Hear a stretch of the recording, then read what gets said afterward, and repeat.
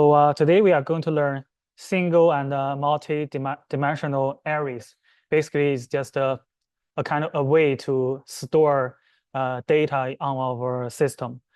For single array, sometimes we need to store a large number of values. For example, from the number from 0 to 100, we want to save it because all these numbers, they are the same, like integers and just different numbers. So we can use an array to save everything.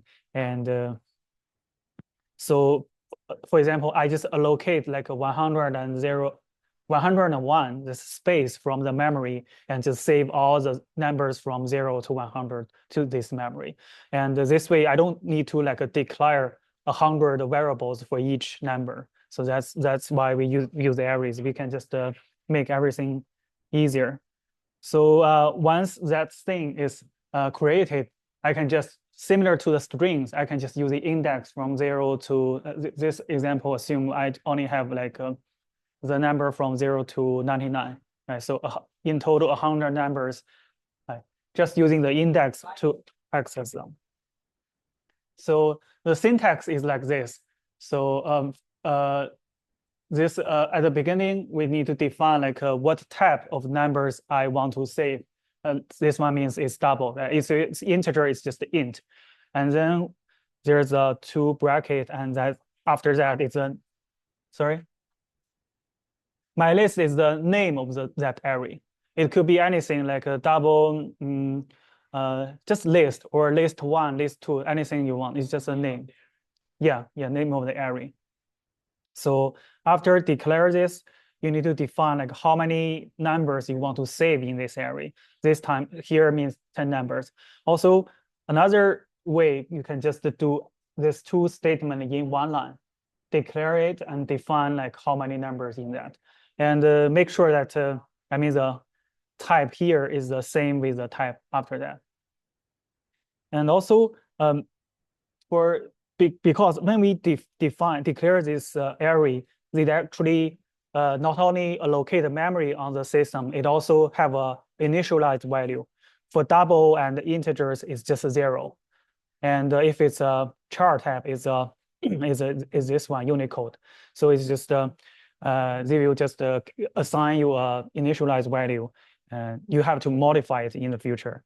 And also in string, for string, we know that the length bracket can get the length of the string. But here for array, it's just the dot length will give you the length of this whole array. The length of the array? Yeah, for example, this one, I mean, for this previous example, if you return 10, yeah. So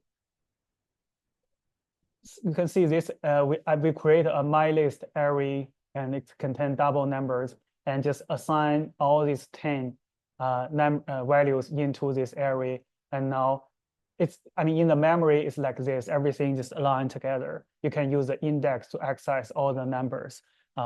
This is very good for, like, I mean, if you want to do a for loop to do some calculation for every element in that array, because they are all the same, and just, I mean, they are all the same type, just different numbers. But yeah, remember, like here it also, like string, it starts from 0, not and also end. There are 10 numbers, but the last index is 9. So yeah, otherwise. And there's another way to initialize this. For example, I already know how, like, all the numbers I want to save in that. I can just declare it like this, and I just want to put these 4 numbers in that, and that's it, just one line to finish everything. You will just initialize this array and put that in that. But this would be wrong. Like it only support like everything in one line. If it's just declare like this, and then MyList equals to the arrays, this will be incorrect. It has to be like using this specific format. Array, because everything is the same, so I mean, in the array, it's naturally good for use or loop. For example, I want to create an array, and using math.random to initialize random numbers into this array. And also, if I want to check which number is the maximum in this array, I can assume the first one is the maximum, and then using a for loop to compare every number in the array with this number, with this max number. If it's larger than one max, I will record this max number. This way, just using a for loop to check the maximum value from the array. Let's see an example.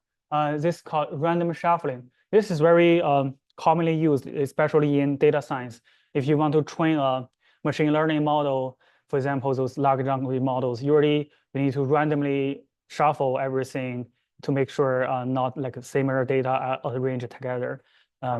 So for example, this is 1, 2, 3, 4. This is an array. We just want to make it randomly, every number randomly saved in this array. So we can, hi. Oh, you come? Oh, hi. I was in D20, right? Oh, Did we change the class? no, we don't. This is a permanent. Yeah. You don't need to come, actually. No, I mean,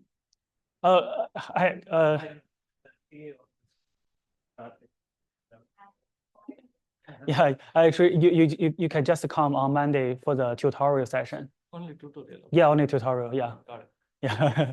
So Karthik will be here on Monday for the tutorial session. Yes, like we still have three Mondays. Yeah, he will. Yeah. Nice. Yeah, nice. I'll see you maybe on Monday. Yeah. Still, if you have some work for me, please meet me. Sure. Yeah. So so this is like the code we can solve this random shuffling. Basically, we can start from the beginning, and for each number, we randomly generate an index for it and exchange the number on the index with the current number. So this is like a way just randomly generate an index and put that number, for example, number 1 into that J. J could be 5 or 4, any index in that. And this is a very commonly used way, like this 3 piece of code, sorry, 3 statement to replace 2 numbers. We first save the number in I into a temporary variable, and then exchange I with J, and then after that assign the temporary value to the J. This is the way like exchange the number in I with number in J. So we use array, we can actually like make coding easier. For example, in our assignment, we have that question to output the name of the month based on the random number, right? We can use case switch statement to do that. But of course, we can also just using a array to save all the month names, yeah, and just use a random number to get the corresponding names. Yeah, I think some students already use that. Yeah. So there's one caution I also mentioned earlier, like because the length is actually larger. I mean, larger than the largest index. So if the length is 10, the largest index is 9. So if you write a for loop like this, I mean, less than or equals to, this will report an every auto bound error because the last one, I mean, is not there. It's I mean, the largest index just -1. So Java also offers this function called for each loop for us to get manipulating every element in an array. This we really like for each element E in this array, we do something for it. That's a way. Like we don't have to do like for I equals to 1, I less than. But this one, of course, it can only traverse this array from the first one to the last one. You cannot do it in. Oh, it's just a format. Like they define like this way. So yeah. If you learn like in future data structure, there's something called generics. That's also similar to this one. We use E to represent element and use T to represent type. So it's just the way Java works. Yeah. So let's see another example. This question called deck of cards. Basically, we create a program to randomly shuffle the 52 cards, and then display the first 4 cards. So the idea is we need to create an array to save all these cards, right? And we can do that shuffling algorithm, and then we can just output the first 4 elements from the array. To make it easier, we know that for each type of card, there are 13 of them, and we can just using these numbers to represent all these cards and save all these instead of saving these cards, we just save the numbers into the array with 52 elements. And the formula that to convert these numbers into the cards, it's just like this. The first, using the remainder to determine which actual number is, and using the divided result to determine what kind of card it is. And so this is a coding. This is a code. We can use an array to record the type of cards, and we can use the ranks another array to record like what a specific card is this. The number of the card. And this is I'll give this is my previous. I was planning to give some bonus points in previous lecture. Let's do it the same. So 1 point for initialize the card, and 2 points for shuffling the cards, and 2 points for display the 4 cards. Basically, these 2 statements. I will give like 5 minutes for everyone to think about this, and we will show the answer after that.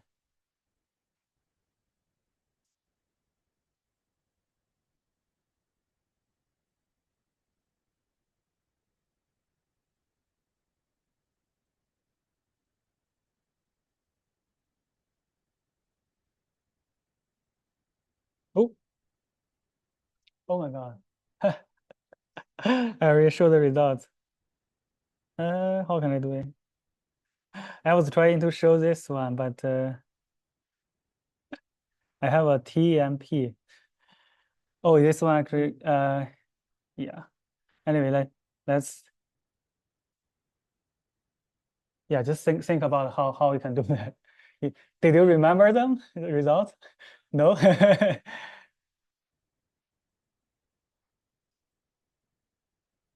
The initialize card is just initialize an array of numbers, right? From 0 to initialize it, just initialize this. Yeah. And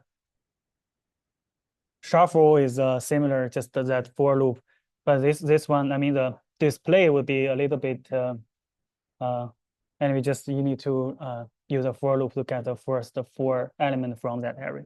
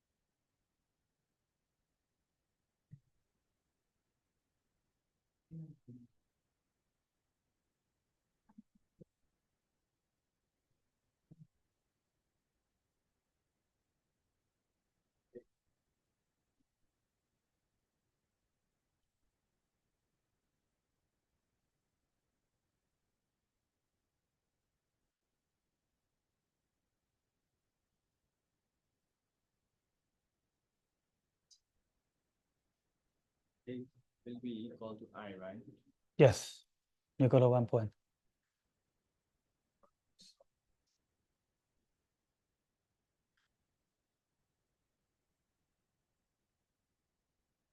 So the initialization is we actually have already defined declare a array here. So we just need to input all the numbers there from 51 to save into that array, right? Yeah, so this one would be deck equals I, and that's it. Just put that number into the array. When we declare it here, the deck, I mean, every number in that array is 0. We need to replace it from 0, 1 to 51. That's the initialize.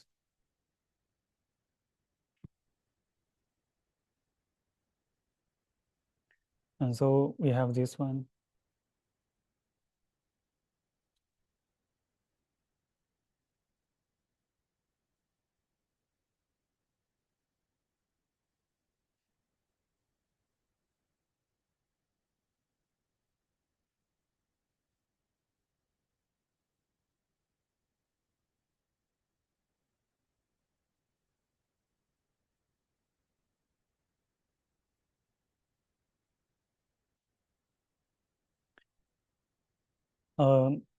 Okay, let me show the answers.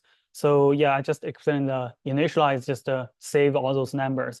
And the random shuffling is just to exchange for example, I randomly generate an index and I need to change the numbers on the ith position to the index position.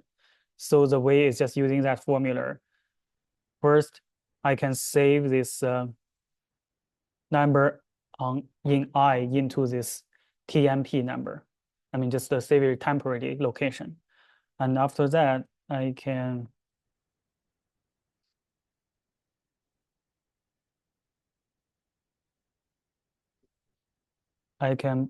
change the one in the DEX position to the ith position. This one, the one in the random general index, they put into the location of the current index. And after finally, we can just change this one here, move the previous numbers into the index location.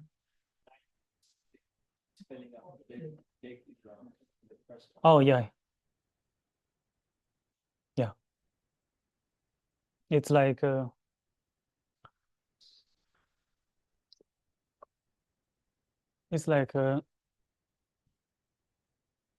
we have an array and now we go to the S position.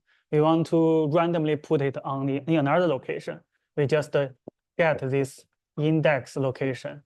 And first we can save this number to somewhere else in temporary location. Sorry, temporary variable. And then because it already saved, we don't care about this anymore. We can put this number into this location. And after that, we can just put the temporary one into the index location. This one is two things replaced. Yeah.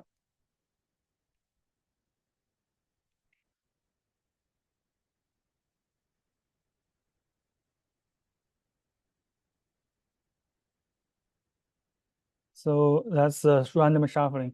And now the deck is created and every card is shuffled. We just need to output that. We can use DC key. This is a number, but we need to replace that exchange that into a actual number and card type using this formula, right? Divided by 13 will give us the type, and remainder of 13 will give us the specific number. Let's see how this runs.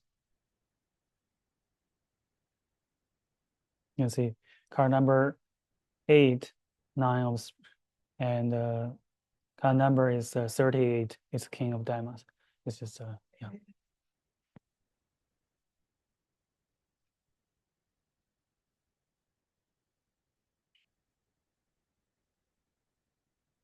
In the script? Yeah, I will share it. Yeah.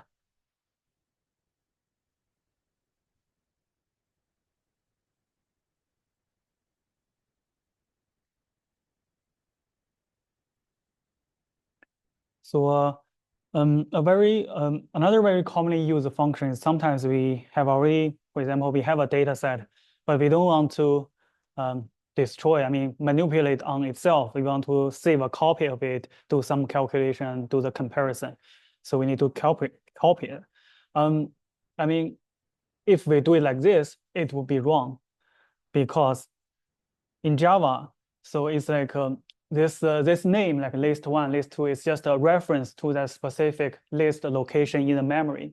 If we just assign list 1 to list 2, it's like we assign the reference of list 1 to list 2. So that both two variables will now point to this location on the memory. So it's still the same memory. List 2, just if we change something here, both list 2 and list 1, the results will change because they both point to the same memory location. We want to separate array in the memory. So to solve this issue, there are 3 ways. Of course, the first one, like using a loop to copy every element from one to another. That's doable, but very tedious. Another way is Java offers this array copy method. It can do this kind of copy for us. The format is like this, a little bit complicated. Like array copy, source array like list 1, target array like list 2, and the function will just do the copy for us. After that, this will be 2 distinct array with similar content.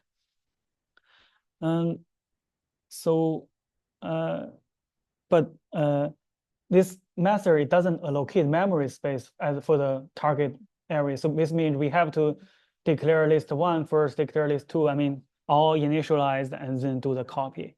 It's a little bit boring. So we wanted just to do everything for us, like automatically, right? So there's another method called clone, which will be introduced in 1047. So the format here is very simple. We just using array.clone. It will do the copy for us, and also the array is initialized and everything is in one statement. Another thing you need to mention that previously when we learned methods, we said that if we just put for example, a variable I, we just pass that I to this method. The value is passed to that method. The variables is not changed during this process, right? After the calculation, the value saved in this method, in this variable I doesn't change. It's just the value for the calculation. But this is different if we use array, because array is like a reference. It's still pointed to that specific memory location on the memory. If we assign this reference to that method, the method do any calculation, it will go to the memory and do everything just on that array itself. And which means if the array is changed in the method, it will also change outside the method.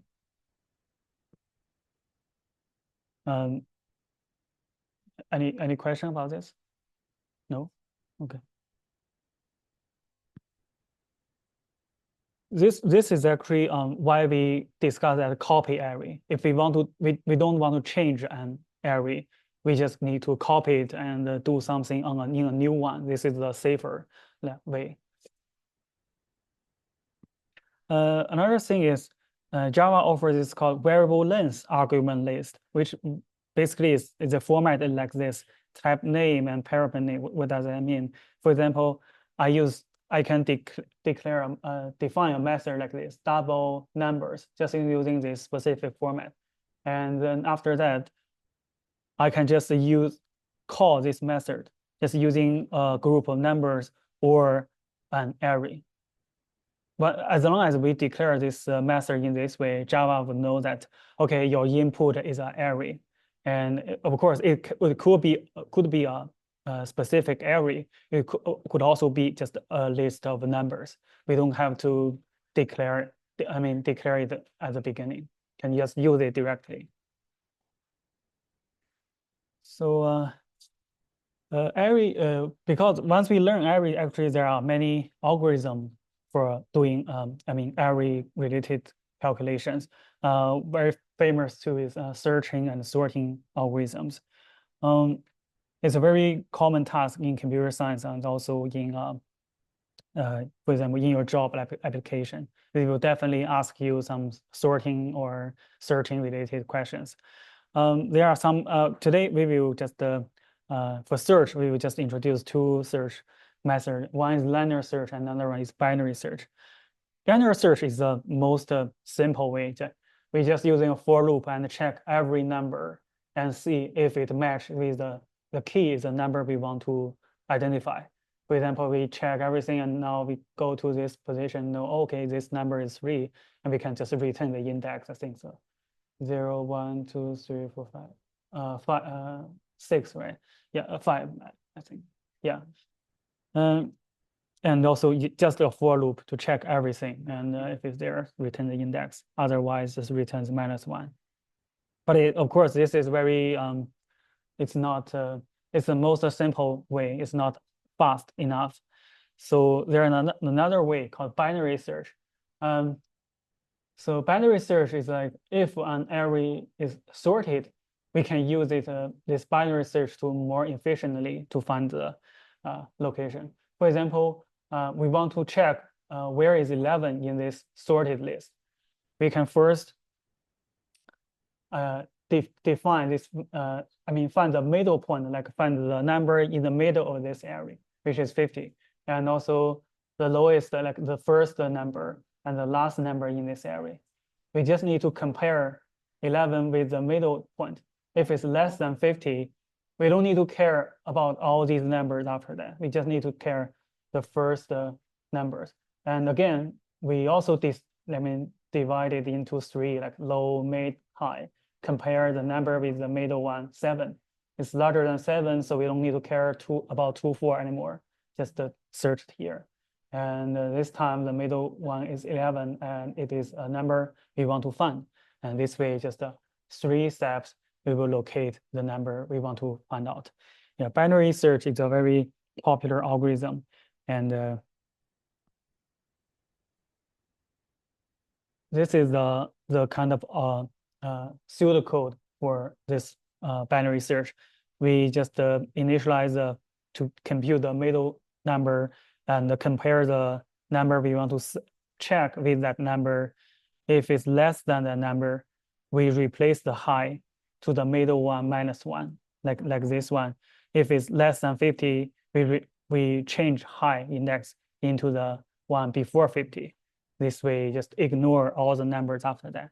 If it is same as, if it's the same with the one, we can just return the index we find it. Otherwise, we change the low index to the middle +1, like move the low index to the element after middle. So this is the complete algorithm, just using a while loop to check all this, to compute the middle and check again, compute the middle, and compute the middle, compare the number with the middle point, and that's it. That's a binary search. Any questions about binary search? No. We also there are many sorting algorithms. We will learn this in data structure 1. So today I was yeah. Let's see. Let's see 11 Pro. Oh, this is not. Anyway, so there's a very simple and very very simple algorithm called selection sort, which is very intuitive. Like we have an array, we want to find the, for example, we want to sort them from ascending order from the smallest to largest. We can just select, for example, I just check everyone and select, okay, this one is the smallest one. I just put it into the first point of this array. This is the smallest one. And the next step, we just check which element is the smallest in the remaining array. And we find again, we just put it again into this second location. And the next time we just start from the third location and check which one is the smallest. Yeah, that's called selection. Like every time you select the smallest one, and this repeat and repeat again, and find just this way you can sort all the elements in an array. Of course, this is a very simple and also not fast enough algorithm. Yeah, but it should be fun. I mean, yeah. So this is the for loop, like find the smallest and replace it with find the smallest index and replace it with the current index. For example, we start from 0, we just replace with the first one, so on and so forth. Another algorithm called bubble sort. This one is a little bit better, although I mean the time complexity is similar, but this one is a little bit, actually is also popular. When Barack Obama is still I think a senator, he had an interview and they asked like, is bubble sort a good algorithm for sorting a million numbers? And he said no. I mean, although he's a politician, but he knows this algorithm. It's very, so this algorithm is like, each time we just swap two numbers if they are not in the correct order. For example, 3 is smaller than 5. We just replace these two numbers. And now 8 is larger than 3. We don't care about it, just continue. And 4 is smaller than 8. We just move 4 previously and swap them with 8. And then this one, 6 is smaller than 8. We just replace it. Just do this one time. We don't care about like after the swap, if for example, here 5 is larger than 4, but we don't care about it. We just go one step and we can do it again and check, okay, 4 is smaller than 5, just put it. And finally, there's one, I mean, in this for loop, nothing is swapped. We know, okay, we get the correct answer. Yeah. So yeah, bubble sort is a little bit better than selection sort. In Java, actually, we don't have to implement all these algorithms. We can just using array.sort or parasort to sort the algorithm, insert the array for us automatically. You can see we have an array and sort, and we'll do the sort for us. This is a syntax for do that. Also, binary search, just there's already a function for us.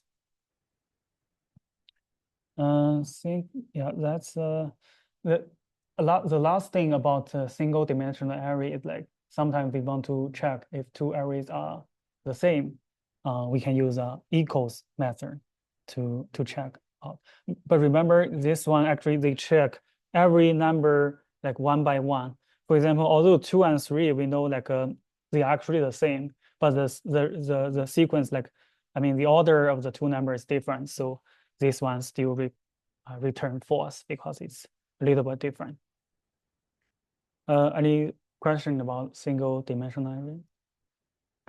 Okay, let's move to the multi-dimensional array. Multi-dimensional array actually is very similar to single one. It's like a matrix. We know in mathematics we have matrix, multiple rows and multiple columns. And we're just using a table or this matrix format to save numbers. And the syntax is also very similar to the single dimensional, except here, like how many, like for example, 2-dimensional, we just put 2 brackets, 3-dimensional, just 3 brackets. For example, I declare a matrix with 4 row and 6 column, and every element is in integer, and that's this. Just can use in this way. And of course, if we already know the numbers we want to save in this multi-dimensional array, we can also just initialize it directly. You can see actually it's the multi-dimensional array is just a array which element is also array. You can see here two curly brace, which means it's an array, right? But each element instead of number is also a curly brace array. So that's another way. Let's just to think about this multi-dimensional array. Once we created this array, we can just using the index, like for example, this one second. This is third row, first second column, third row, first second column is 7. Can just can using this to get the number, we can also assign a number to that specific location. Oh, this is just a Java format. This is okay in Python, but in Java you cannot do that. Have to be two index separate into two brackets. Yeah, two-dimensional array is just an array which element is also an array. One thing is different is in Java they allow this thing called rect array, which means like in each cell, this is not a matrix anymore. It's like in each, for example, in the first cell we have an array with 5 elements, but the second one we can just say 4 numbers. The last one just 1 number. This is not a matrix, but it's a good way to just to save memory if we just want to save different length arrays into this multi-dimensional array.